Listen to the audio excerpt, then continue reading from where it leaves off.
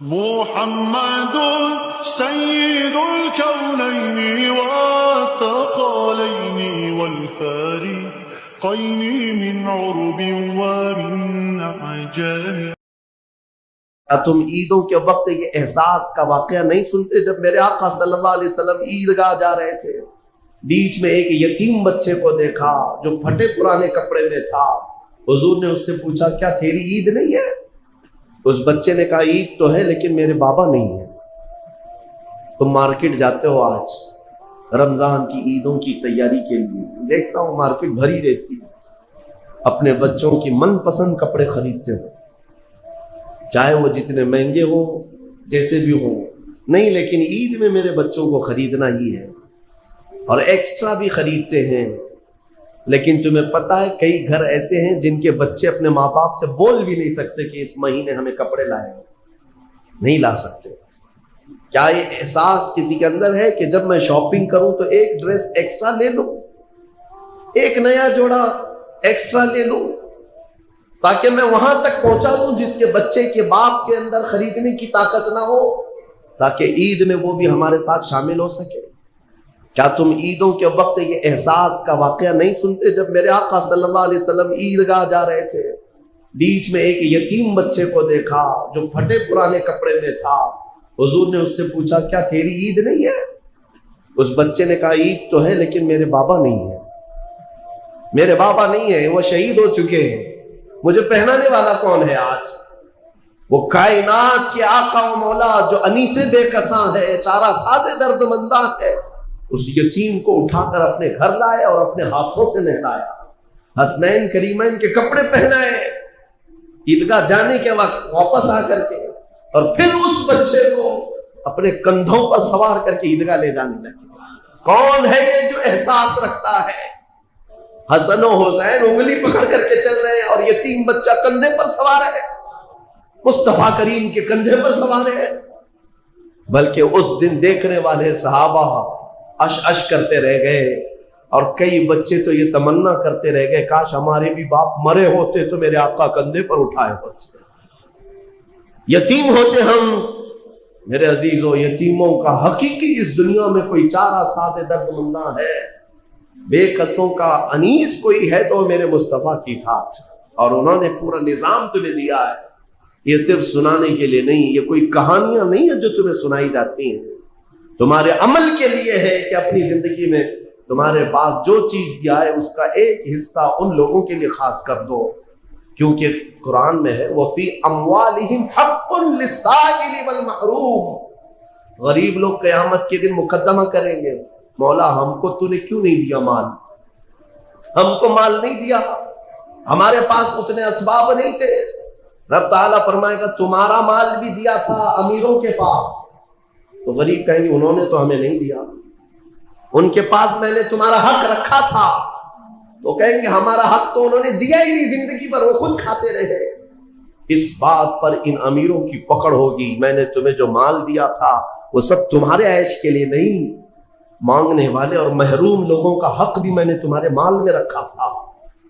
تم یہ سمجھتے رہ گئے کہ سارا مال ہمارا ہے، کیوں دیں گے ہم دوسروں کو؟ جس قدر دو گے اللہ اتنا نوازے گا. اس کا وعدہ برحق ہے، اس کا وعدہ برحق ہے. اللہ تعالیٰ فرماتا ہے بنی آدم تم مجھے دے دو اپنا صدقہ، میں تمہارے صدقے کی ایسی حفاظت کروں گا کہ قیامت تک نہ جلے گا نہ گھٹے گا. جب سب سے زیادہ تجھے حاجت ہوگی اس دن میں قیامت کے دن تیرا سارا مال نفع کے ساتھ لوٹاؤں گا، نیکیوں کے ساتھ لوٹاؤں گا. یہ اللہ کا وعدہ ہے، حدیث میں. لیکن یہاں لوگوں کو ایسا لگتا ہے کہ ہم کچھ دے دیں گے تو گھٹ جائے گا.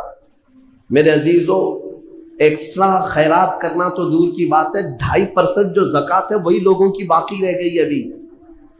2.5% یہ نہیں نکال پاتے، دوسرا کیا خیرات کریں گے؟ اللہ نے 97.5%، 97.5 آپ کے پاس چھوڑ دیا ہے کہ یہ سب مال تمہارا ہے. 2.5 خالی دے دو اللہ کی راہ میں، اس پر بھی لوگ سانپ کی طرح بیٹھے ہوئے ہیں. کتنوں کی تو زکوٰۃ نہیں نکلتی. ہیلے بہانے کہ ہمارے مال میں کیا اس پر بھی زکوٰۃ ہوگی، اس پر بھی زکوٰۃ ہوگی. 2.5% کے لیے کتنے بہانے آتے ہیں. لوگ اس قدر پوچھتے رہتے ہیں. تم جب رات کے وقت عیاشی کرنے کے لیے جاتے ہو تو کسی سے سوال نہیں کرتے کہ یہ مال اتنا دوں یا نہیں دوں, اتنے کی ہوٹل بازی کروں یا نہیں کروں. کسی سے نہیں پوچھتے. اپنے من پسند چیزیں خریدنے کے لیے مارکیٹ میں جائیں تو کسی سے نہیں پوچھتے. لیکن اس کے لیے کئی مسائل پوچھے جاتے ہیں. کیا اس پہ بھی زکات ہے؟ اس پہ بھی ہے. سونا ہے, چاندی ہے, مال تجارت ہے, دکانوں میں جو تمہارے مال رکھا ہوا ہے اس پر زکات ہے. ہر سال زکات ہے. تم نے اپنی دکان میں 10 لاکھ کا مال رکھا ہے تو اس پر زکات ہے. 1 لاکھ کا مال رکھا ہے اس پہ زکات ہے. اور تمہارے گھر میں سونا اور چاندی جو جمع ہے اس پر زکات ہے. مسلسل میرے پاس سوال آتے ہیں کہ سونا بھی ہے ہمارے پاس, چاندی بھی ہے, لیکن پیسہ نہیں ہے, زکات کیسے دیں گے؟ میاں کیوں رکھو پھر سونا چاندی, اس کو کاٹ کے دو زکات. اگر پہننے کا اتنا شوق ہے تو پھر زکات بھی دو, ورنہ یہ مال قیامت کے دن تمہارے گلے کا سانپ بنا جائے گا. اور قبر میں ایک سانپ اس پر مسلط کیا جاتا ہے جو زکات دبا کر کے رکھتا تھا. وہ اس کی ناک کی ہڈی کو قیامت تک چوستا رہے گا وہ سانپ, اور وہ ہٹانے کی کوشش کرے گا میت کہ ہٹ جا. تو سانپ اس سے کہے گا کہ کیوں تو مجھے ہٹاتا ہے, میں تیرا وہی پسندیدہ مال ہوں جس کو تو دبا کے رکھتا تھا. یہ مال اژدہا اور سانپ کی شکل میں قبروں میں قیامت تک ہوگا. اپنے احساس کو زندہ کریں. میں ایک بات بتاتا ہوں, اسلام کا نظام. میرے آقا صلی اللہ تعالی علیہ وسلم مسجد نبوی سے باہر نکلے. حضرت ابو ہریرہ کہتے ہیں میں اس دن بہت بھوکا تھا, سوچا کہ حضور سے شکایت کر دوں. جب میں باہر نکلا حضور نظر آ گئے. میں نے کہا یا رسول اللہ پیٹ. انہوں نے دکھایا پیٹ. حضور پاک صلی اللہ تعالی علیہ وسلم نے اپنا جبہ اٹھایا تو 2 پتھر بندھے ہوئے. کہا ابو ہریرہ میرے گھر میں بھی 3 دن سے کھانا نہیں بنا ہے, لیکن چلو میں تمہیں ساتھ لے کر چلتا ہوں, کچھ کھلا دے. ساتھ ابو ہریرہ چلتے رہے. سیدھے حضور پاک صلی اللہ علیہ وسلم حضرت ابو ایوب انصاری کے مکان پر گئے. یہ صحابی حضور کے میزبان جو پہلے مدینے میں میزبان تھے, ان کے گھر گئے. حضرت ابو ایوب کو پکارا کہاں ہے. ساتھ میں حضرت ابو بکر اور حضرت عمر بھی آ گئے تھے راستے میں. وہ آئے, حضور نے فرمایا گھر میں کھانے کو کچھ ہے؟ اس صحابی نے کہا یا رسول اللہ بکری کا ایک چھوٹا بچہ ہے, ذبح کر دوں اگر آپ کو؟ آپ نے فرمایا ذبح کرو. ذبح کر کے سالن بنایا گیا. سالن بنایا. یہ 4 مہمان ہیں. حضور پاک صلی اللہ علیہ وسلم, حضرت ابو ہریرہ, حضرت ابو بکر, حضرت عمر دسترخوان پر بیٹھے ہیں. حضرت ابو ہریرہ کہتے ہیں لذیذ سالن بنا تھا. کئی دنوں کے بعد تو گوشت کے سالن کی خوشبو آئی. جب دسترخوان پر آیا میرے آقا صلی اللہ تعالی علیہ وسلم نے ابو ایوب سے کہا ایک اور کٹوری ہو تو لاؤ, سالن کو آدھا کرو. سالن کو نکالنے کے بعد میرے آقا فرماتے ہیں جاؤ میری بیٹی فاطمہ کے گھر دے آؤ, پچھلے 9 دن سے اس نے کچھ نہیں کھایا, 8 دن سے فاقہ چلتا ہے. بہرحال وہ اہل بیت کا گھرانہ ہے, رسول اللہ کے عطرت ہے, لیکن بتانا یہ ہے کہ میرے آقا اس دسترخوان پر بیٹھ کر کے بھی احساس رکھتے ہیں کہ کس کے گھر میں کھانا نہیں ہے. ہمارے گھروں کے اندر آج جس طرح سے مرغن غذائیں کھائی جا رہی ہیں, کیا کبھی احساس کیا کہ کوئی اور بھوکا ہوگا؟ اس ماہ پاک میں اپنے ہاتھوں کو کشادہ کر دو. اے مومنو, اللہ دینے والا ہے, جتنا تم دو گے اس سے کئی گنا زیادہ اس کا وعدہ ہے, وہ تمہیں نوازے گا, 70 گنا زیادہ نوازے گا. عبداللہ ابن مبارک فرماتے ہیں میں حج پہ چلا. حج کسے کہتے ہیں؟ پیسے جمع کر کے حج کے لیے جاتے ہیں لوگ. اس زمانے میں بھی حضرت عبداللہ ابن مبارک کہتے ہیں میں پیسے بہت دنوں سے جمع کیا تھا, حج پہ جانا تھا, اور جب قافلہ نکلا تو مال لے کر کے میں بھی حج پہ نکل پڑا. قافلے اس وقت اونٹوں کے قافلے, گھوڑوں کے قافلے ہوتے. کہتے ہیں قافلہ ایک منزل پر پڑاؤ کیا رات کو, میں وہاں پر رکا رہ گیا, اور صبح میں اٹھ کر کے وضو کی غرض سے تلاشتے ہوئے میدان کی طرف آیا. تو کچرے کا ایک ڈھیر پڑا ہوا تھا جس میں لوگ کوڑا کرکٹ پھینکتے. حضرت عبداللہ ابن مبارک کہتے ہیں اس کچرے کے ڈھیر کے پاس میں نے ایک 8 سال کی بچی کو دیکھا جو کچرا ادھر ادھر کر رہی ہے, ادھر ادھر کر رہی. تھوڑی دیر کے بعد عبداللہ ابن مبارک کہتے ہیں اس بچی کے ہاتھ میں ایک مری ہوئی چڑیا آئی.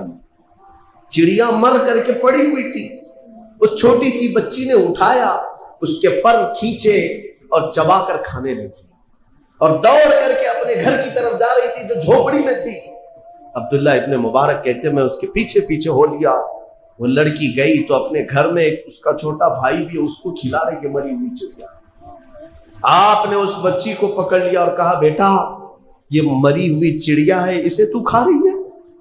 وہ بچی رونے لگی, بابا کیا اسلام 4 دن کی بھوک کے بعد بھی مری ہوئی چڑیا کھانے کی اجازت نہیں دیتا؟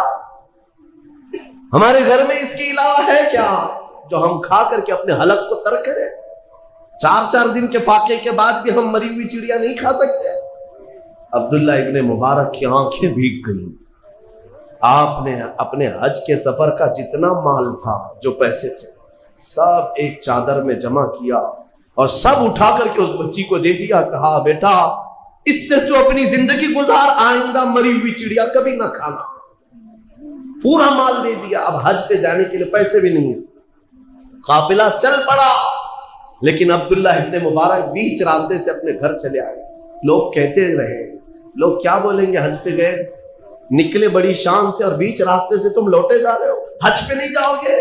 عبداللہ ابن مبارک نے کہا میرا حج ہو گیا, میرا حج ہو گیا. میرے مصطفیٰ کی امت کے ایک غریب کے حلق کو تر کرنا یہ میرا حج ہے. چلے آئے واپس. حج کا موسم نکل گیا.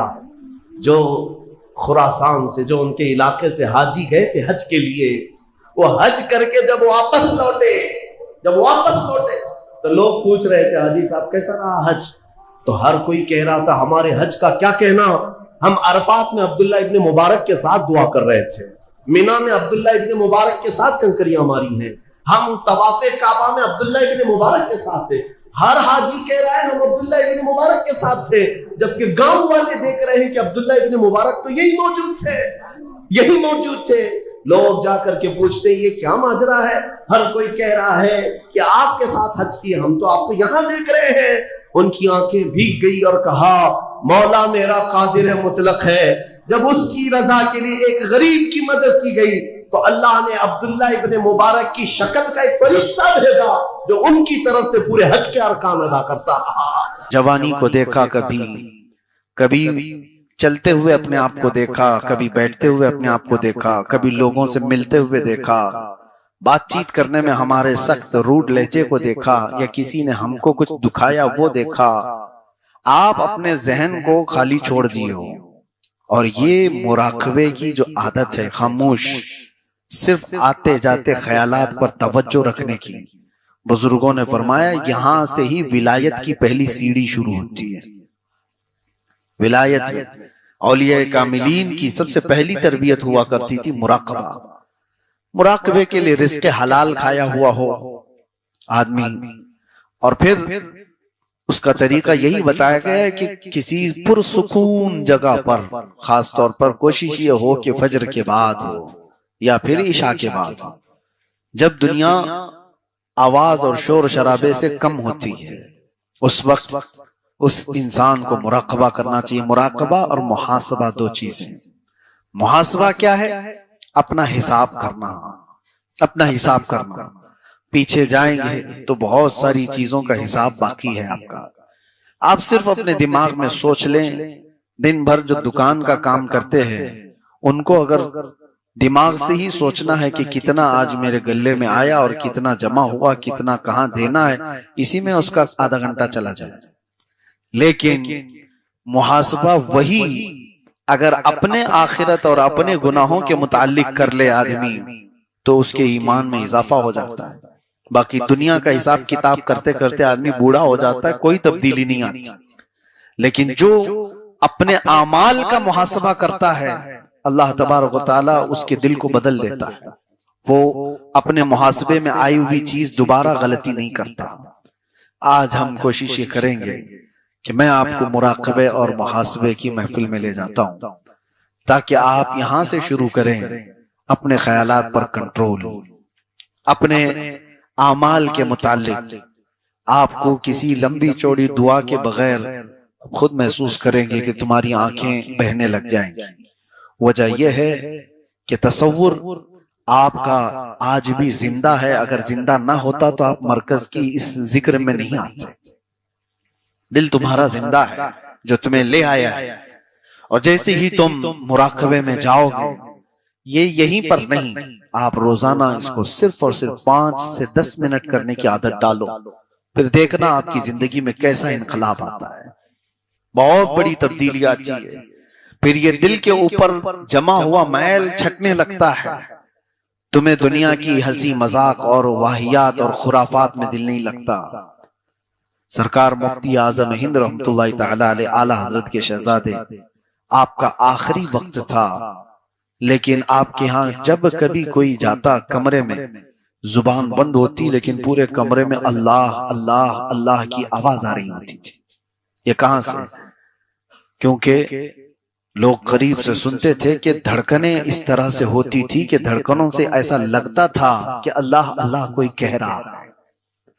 یہ وہ لوگ ہیں جنہوں نے دل کو پابند بنا دیا مراقبے اور محاسبے سے، اور آپ کے لیے ناممکن چیز نہیں، اللہ نے تمہاری باڈی ایسی فلیکسیبل دیا ہے، تم جیسی چاہے اس کو عادت ڈالو۔ یہ مڑتی ہے، شیپ لیتی ہے کہ نہیں لیتی؟ 6 مہینے 8 مہینے جیم میں جانے کے بعد پھر بندے کی باڈی بدلتی کہ نہیں بدلتی؟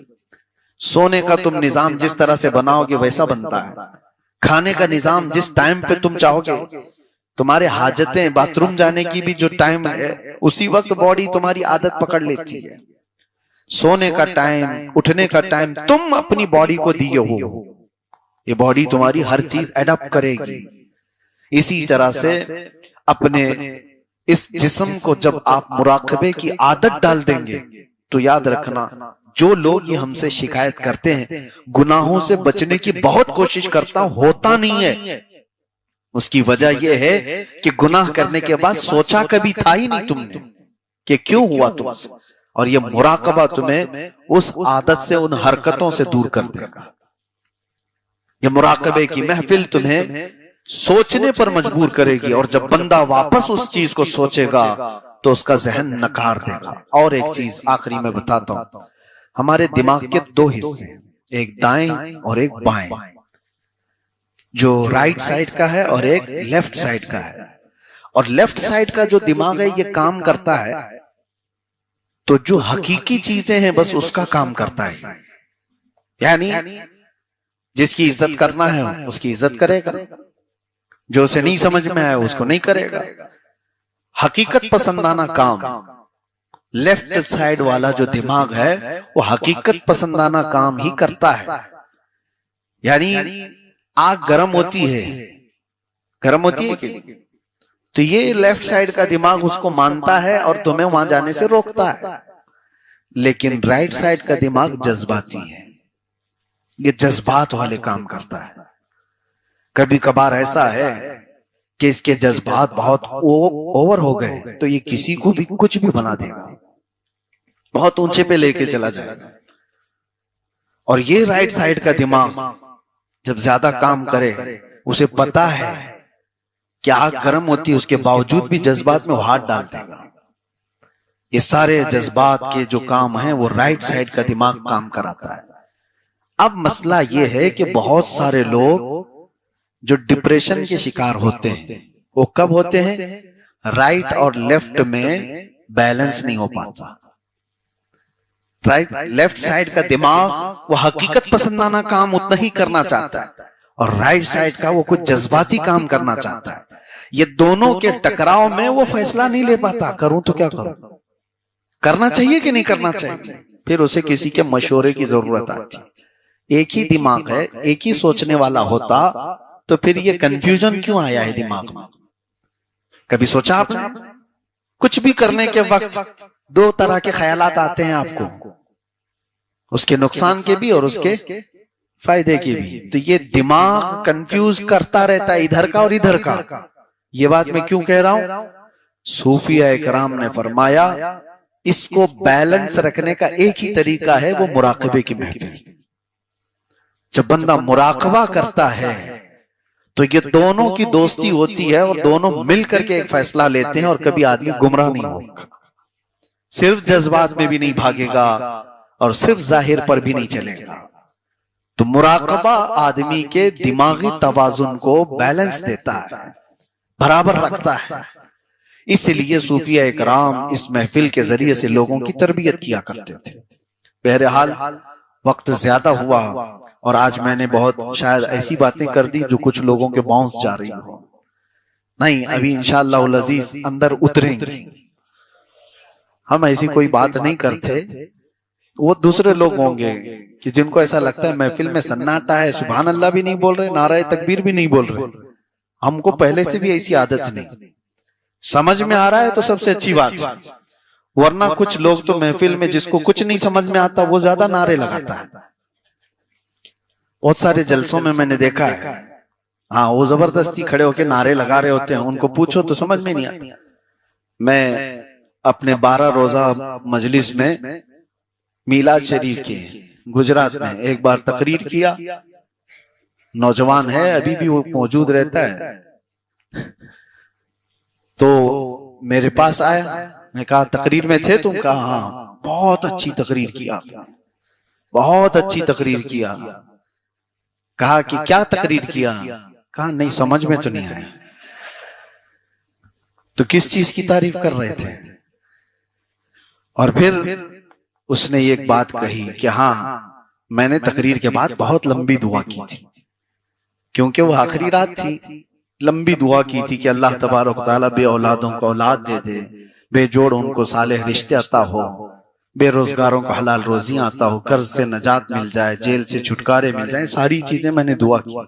لیکن اس بندے کو پوری تقریر میں ایک بات سمجھ میں آئی، کہا کہ ایک بات تو مجھے سمجھ میں آئی کہ آپ قرضہ معاف ہونے کی دعا بہت اچھی کی ہے۔ بعد میں پتا چلا وہ گاڑی کے قرضے میں ڈوبا ہوا تھا۔ تو یہ محفلوں کی جو چیز ہے اپنے مطلب کے اعتبار سے بہت ساری چیزیں ہم سمجھتے ہیں، لیکن یہاں جو سناٹا ہے وہ اس چیز کا نہیں ہے کہ نہیں سمجھ میں آ رہا۔ سمجھ میں آ رہی ہے آپ سب کو؟ سمجھ میں آ رہی ہے الحمدللہ۔ تو بس دل کے اندر ایک رقت پیدا ہو، دل کے اندر ایک نرمی پیدا ہو، اور پھر بندے کو یہ احساس ہو کہ میں اپنے دل کو ادھر ادھر کھلونا بننے نہ دوں، یہ اللہ کا ہے اور اللہ کا ہی رہے گا۔ ہاں حضور پاک صلی اللہ تعالیٰ علیہ وسلم کے لیے ہم نے اپنا دل رکھا ہے۔ اعلیٰ حضرت فاضل بریلوی رضی اللہ تعالیٰ عنہ کیا فرماتے ہیں؟ دل ہے وہ دل جو تیری یاد سے معمور رہا، سر ہے وہ سر جو تیرے قدموں پہ قربان گیا۔ حقیقت میں دل وہی ہے۔ اور بلے شاہ میاں رحمت اللہ تعالیٰ علیہ بڑے صوفی بزرگ تھے، کہتے ہیں کہ جس دل میں اللہ کی محبت نہیں ہوتی اس دل کے اندر کتے بستے ہیں، اور حقیقت ہے کتے ہی رہتے ہیں ان دلوں میں، صرف دنیا صرف دنیا صرف دنیا۔ تو دنیا حضور فرماتے ہیں الدنیا جیفت و طالبها الکلاب، دنیا مردار ہے اور اس کا طلب کرنے والا کتا ہے۔ دنیا مردار ہے، اس کا طلب کرنے والا کتا ہے، اس لیے کہ کتا ہی ایک ایسا جانور ہے جو مردہ پورا کھانا چاہتا ہے، وہ چیل کووں کو نہیں دینا چاہتا، وہ اپنی برادری کو بھی نہیں پسند کرتا، دوسرا کتا آئے تو اسے بھی بھونکتا ہے۔ تو دنیا کے طلبگار کی ایسی عادت ہوتی ہے، وہ اپنے سگے بھائی کو بھی حصے میں نہیں لینا چاہتا۔ جو اللہ کی راہ میں نکلے ہوئے ہیں ان کو بھی زکوٰۃ دے سکتے ہیں، جیسے ہم مدارس کو دیتے ہیں، مدرسوں میں جو طلبہ ہیں وہ اللہ کی راہ میں ہیں، اس لیے ان کے لیے زکوٰۃ ہے۔ وابن السبیل، اور مسافر کو، مسافر جو ہے راستے میں ہے، اگرچہ وہ اپنے گھر پر پیسے والا ہوگا، مالک نصاب ہوگا، لیکن سفر میں اس کے پاس پیسے نہیں ہیں تو اس کو بھی زکوٰۃ کے پیسے آپ دے سکتے ہیں۔ 5 تو میں نے بتایا، فقیر، مسکین، قرض والے کو، اور اللہ کی راہ میں جو ہے اس کو، اور مسافر کو، ان لوگوں کو زکوٰۃ آپ دے سکتے ہیں۔ سوال یہی تھا؟ سوال یعنی جن لوگوں کو زکوٰۃ دینا ہے، میں نے یہی کہا تھا کہ ان کو چاہے تو آپ پیسہ دیں، چاہے تو ان کی ضرورت کا سامان دیں، جائز ہے، لیکن ان کو مالک بنانا ہوگا آپ کو۔ کیا زکوٰۃ قرض لے کر ادا کر سکتے ہیں؟ جب آپ کے اوپر ہے ہی نہیں زکوٰۃ تو قرضہ کائے کے لیے لوگے؟ مزید قرض میں ڈوب جاؤ گے اور تم پھر دوسروں کو زکات دینا پڑے گا تمہیں. قرض لے کر زکات نہیں دی جاتی. ہو سکتا ہے یہاں سوال کرنے والا یہ کہہ رہا ہو کہ وہ مالک نصاب ہے لیکن ابھی فی الحال اس کے پاس پیسے نہیں ہیں. شاید ہو سکتا ہے ان کے پوچھنے کا مطلب یہ ہو. یہی ہے. ہاں اگر یہ مسئلہ ہے تو پھر اس کو کہیں سے بھی اب زکات دینا ہے. دیکھیں سچویشن کیسی ہے. 1 لاکھ روپے میرے پاس تھے, میں مالک ہوں, میں 1 لاکھ کا مالک ہوں, تو مالک نصاب ہو گیا, سال گزر گیا, لیکن ابھی ایسا ہے کہ میرے پاس پیسہ نہیں ہے, زکات دینا تھا. تو تمہارے لیے تو شریعت نے چھوٹ رکھی ہے, جب تمہارے پاس پیسہ آئے گا تب زکات دو گے. قرضہ لے کر دینے کی ضرورت نہیں, مزید بوجھ میں جاؤ گے تم. انتظار کرو کہ وہ تمہارا جو پیسہ ہے وہ آ جائے, لیکن اگر 5 سال کے بعد آیا تو 5 سال کی زکات دینا ہوگا.